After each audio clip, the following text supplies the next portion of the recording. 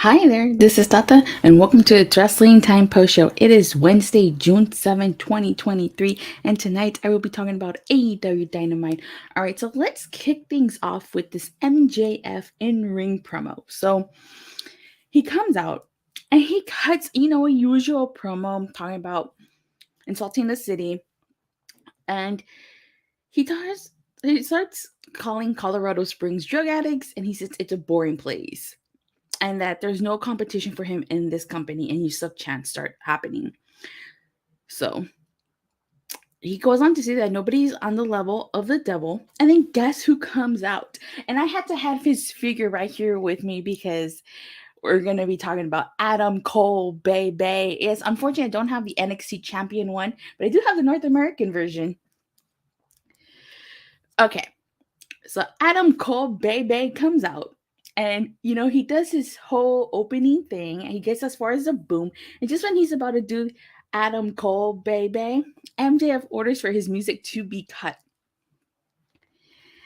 And he says that finally some worthy competition for the champion. He says he's a huge fan of Adam Cole, and that when CM Punk left him as a kid, he thought his fandom of wrestling was over until he discovered Ring of Honor. And he said that he thought Ring of Honor sucked and it was filled with a bunch of indie jabronis, and was instantly hooked and watched Adam Cole from his CZW days and watched him become the hottest guy in pro wrestling. He says he watched him go to Florida and shock the system, obviously referencing the fact when Adam Cole went down to NXT and formed the Undisputed Era, and that he was HBK's handpicked guy. And I actually love the fact that MJF said this. He says Adam Cole became the greatest champion in that company's history, and that's undisputed. So, till this day, Adam Cole is the longest reigning NXT champion of all time. And then he makes reference to Adam Cole currently and says, then this guy showed up and asked what happened to Adam Cole. He says that he went from being the Panama Playboy to the Panama Game Boy. He mentions Britt Baker, and then he says that Adam Cole used to have the body and physique of a champion. And absolutely love the fact that MJF brought this up. So MJF says that this company, referring to AEW, has done everything in their power to make Adam Cole cool. From the lights, the music, the cool t-shirts, the big match opportunities, the girl in his own reality show. He goes on to say, you want to know what makes MJF cool?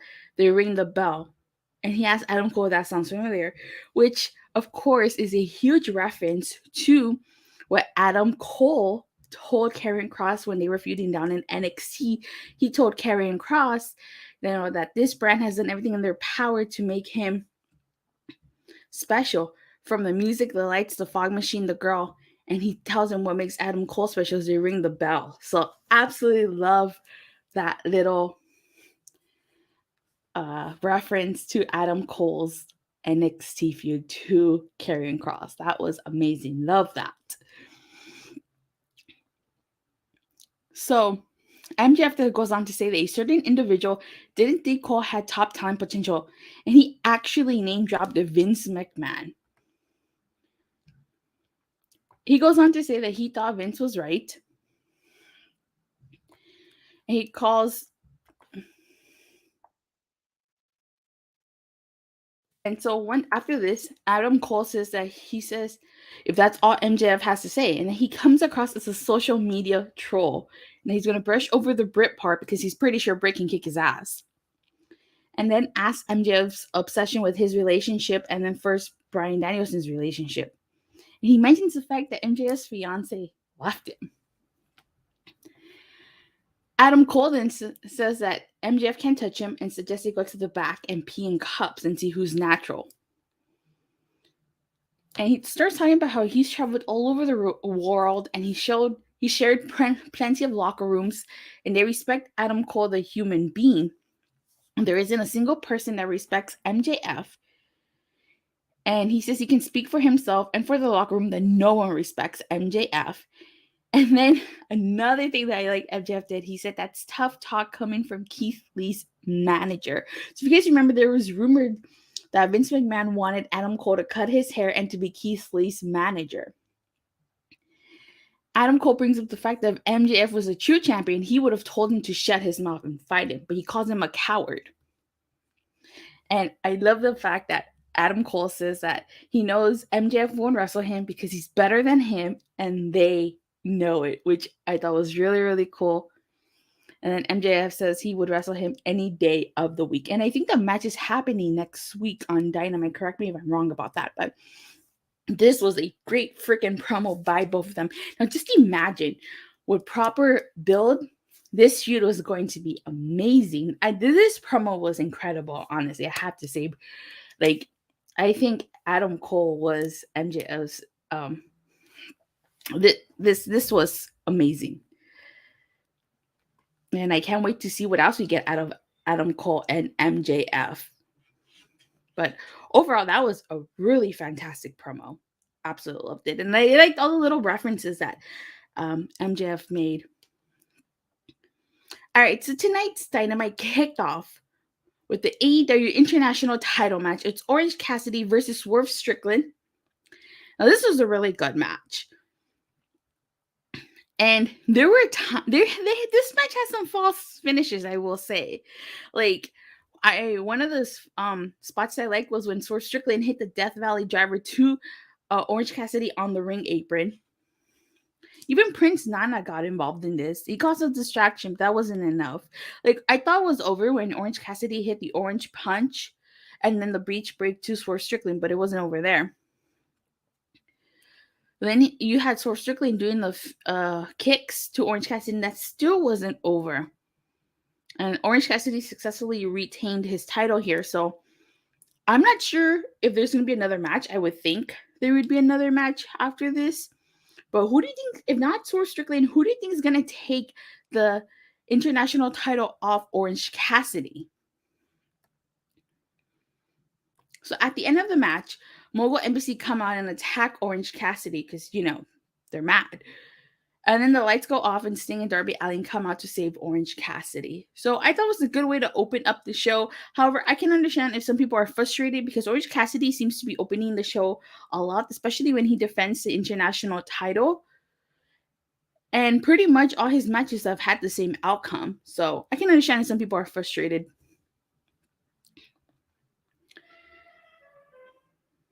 Then we get the Blackpool Combat Club versus Chaos, which is Trent Baretta, Chuck Taylor, and Rocky Romero. Now, Chaos attacked the BCC before the start of their match. And Bryan Danielson was on commentary here. So Chaos did their best to take it to BCC. Trent Baretta did a backdrop to Moxley. Rocky Romero did the crossbody to Jon Moxley. You got a double team to Jon Moxley by Best Friends. You got Rocky Romero putting Moxley in the armbar. But it wasn't meant to be. The BCC were victorious after Jon Moxley did the bulldog choke to Rocky Romero, and Wheeler Yuta did the psycho knee to Chuck Taylor, and then the hammer Annabelle elbows. So I thought it was a good match. And the segment that follows was a HungBucks segment, which is Hangman Adam Page and the Young Bucks, in which they congratulate the BCC and they made a challenge to BCC for next week on Dynamite, asking them if they can do it without Takeshita. And so Bryan Danielson does accept the challenge. So I thought the Anarchy in the Arena match would have ended their feud, but I guess not. It's still continuing. So you got to wait and see where they go with this feud, but it's obviously not over. And then after this is when we get that MJF In Ring Promo. But since I talked about that, I'm just going to go ahead and skip over that. We get a backstage segment with Matt Hardy and Ethan Page. And Matt Hardy's trying to make Ethan Page apologize to Brother Zayn. And I'm not sure where this Matt Hardy Ethan Page stuff is going to go. I mean, I get that this was how the feud was going to end with Matt Hardy being free of Ethan Page, but now I don't know what this is going to do with Ethan Page and Matt Hardy. So we'll see what goes with that. We get the Texas Tornado match. It's JungleHook versus LFI. And this was a really good match. I actually really enjoyed this match. I mean, LFI attacking JungleHook before the match even starts. Jalisco was choking Jungle Boy in the ring. Now, at some point, Preston Vance got busted open. I guess this is when Hook hit him with that chain. And then Jalisco and Vance sent Hook into the barricade. You have Preston Vance choking Hook with the chain. Jungle Boy threw a steel chair to Preston Vance. And then, I think it was Vance that set up some tables on the outside. So Hook did the T-bone to Preston Vance through those tables. And at some point, Jose the Assistant took off his shirt. And he got the red run by Hook. And then Jungle Boy did the snare trap to Jalisco. And so JungleHook won this by submission. So JungleHook is a good pairing. I'm really so sad that kind of we only got Hook housing one time. We got JungleHook this is the third time? So, but I wonder if JungleHook would eventually lead to getting an opportunity at the tag titles. What do you guys think? Do you guys think that they'll get an opportunity at the tag titles eventually, or you think this is just them tagging together? So we get a Tony Khan announcement. And, of course, he gives us a rundown about Collision that's going to debut live Saturday, June 17th at the United Center in Chicago. We already know CM Punk is coming back. He tells us the main event for the debut episode. And the main event for the debut episode of Collision is Samoa Joe, Jay White, and Juice Robinson versus CM Punk and FTR. I think that sounds like a good main event. So, what do you guys think of that main event? Is that a main event you guys are looking forward to? Let me know in the live chat or in the comment section down below if you're watching this on replay. We get Konosuke Takeshita versus some jobber. I think the name was Damian Ace. There's not really much to talk about for this match. This was a squash match. Konosuke Takeshita was victorious. It's what happened afterwards we need to talk about. So Don Callis still getting those massive boos. It was really, really loud. Well, at least it came across that way on TV. It was really loud. And he says he's going to tell the truth about Kenny Omega. That everything Omega has was because of him. And he says Omega has been like a cancer to his body. And what do you do with cancer? You got to cut it out. So he says him and his new family are going to cut out the Elite from AEW. So, damn, the man is getting boos. He's like a heel magnet right now. I mean, oh, and then it's been officially confirmed that we're getting Will Ospreay versus Kenny Omega at Forbidden Door, as well as Okada versus Bryan. Looking forward to both matches. What about you guys? What match are you guys looking forward to? Those two matches for Forbidden Door, or what other matches would you like to see at Forbidden Door? We get a TBS Championship match. Is Anna JAS versus Kris Statlander. This is a decent match. I mean, it seems to me like Kris Statlander, she's going to be defending that title weekly. I don't think this is... It seems like it might be like an open challenge. She didn't specifically say it was an open challenge, did she? Unless I missed something. Daddy Magic tries to get involved in this, but it's not enough to have Anna JAS win the TBS title. Kris Statlander retains after she hits a pile driver to Anna JAS. So, and Taya Valkyrie was watching backstage. So it seems to me like they're setting up a match between Kris Statlander and Taya Valkyrie. The question is, if that match happens, let's say it happens at All Out, who wins, Kris Statlander or Taya Valkyrie? I think that you want Kris Statlander to have a lengthy title reign. Maybe not too long, but you definitely want to keep her, have her have the belt for a while, especially because that belt was on a Jade for almost a year, and you definitely don't want to hot potato that title, like the TNT title. So I'm going to see where this stuff with Kris Statlander goes. I do think it's going to lead to a match with Taya Valkyrie. So we find out on AEW Rampage, there's going to be a 4-way match to determine Toni Storm's next opponent. So, and Toni Storm says it's going to be in the same building where the first AEW Women's Champion was crowned. And the winner of that 4-way match will face Toni Storm on Dynamite. So, who do you guys think is going to win? Let me see. TBS title definitely shouldn't be TNT 2.0. Exactly. I honestly think you should keep it on Kris Statlander for a little bit. Maybe a few months, and then move on to the next person. You definitely, that's the one thing that's hindered the TNT. I mean, look, Wardlow had it, then it went to Hobbs, then went back to Wardlow, and now it's on Wardlow, and it's like, we don't need that with the TBS title. So, we'll see where that goes.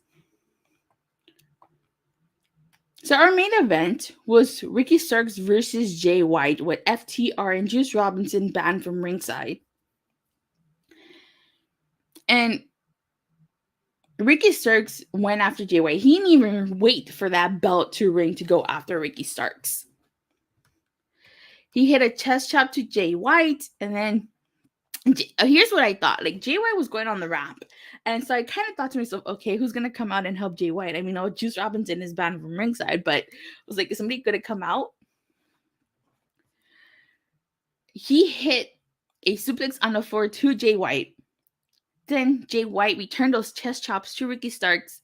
You had Jay White doing a superplex to Ricky Starks. You had a knee to the midsection of Ricky Starks, a lariat, and then a DDT to Jay White. At some point, the referee got knocked out. And then, you know who showed up? You know who? The Guns. They showed up and they attacked Ricky Starks. And then afterwards, the ref got up. And Jay White could have ended the match right there, but he chose to hit the Blade Runner to Ricky Starks. And Jay White was victorious. So Fightful Select does report that the Bullet Club Gold will be getting new members immediately, but haven't learned that Samoa Joe is among them. So it's interesting that it's being reported the Bullet Club Gold is getting new members, and the Guns just helped Jay White beat Ricky Starks. So are the Guns the new members? What would you guys think of the Guns joining Bullet Club Gold? And are they new members? I mean, because I know Jay White recruited Chris Bay over on Impact like 2 years ago. So it'd be interesting to see if the Guns are the new members of the Bullet Club, or potentially, let me see, Gun Club being in there would be totally random to me. Yeah, it would be, wouldn't it? Totally random. I wouldn't expect the Guns to be a part of Bullet Club. Like, who could potentially be a part of this version of Bullet Club? It's interesting. It would be really interesting to see. I guess we gotta wait and find out. But it does seem kind of random that the Guns would be in this version of Bullet Club. So overall, I totally liked tonight's Dynamite. It was definitely a really strong show. The only thing I kind of disliked was that Konosuke Takeshita versus Jobber match. That did nothing for me. But aside from that, really good matches tonight, honestly. So if I had to rate this on a scale of 1 to 10, with 10 being a Sean Spears perfect 10 out of 10, I'd give this an 8 out of 10, 8.5 out of 10, just to knock some points off for that Konosuke match. It really didn't do anything for me. Had it been against somebody else, perhaps I would have given it a perfect 10, but, that match was just, But with that being said, you guys, thank you guys all so much for watching and for the continuous support. Please don't forget to like and subscribe. Make sure you hit that bell so you get notified whenever I go live or release a new video. And I'll see you guys hopefully Friday after after AEW Rampage. Bye.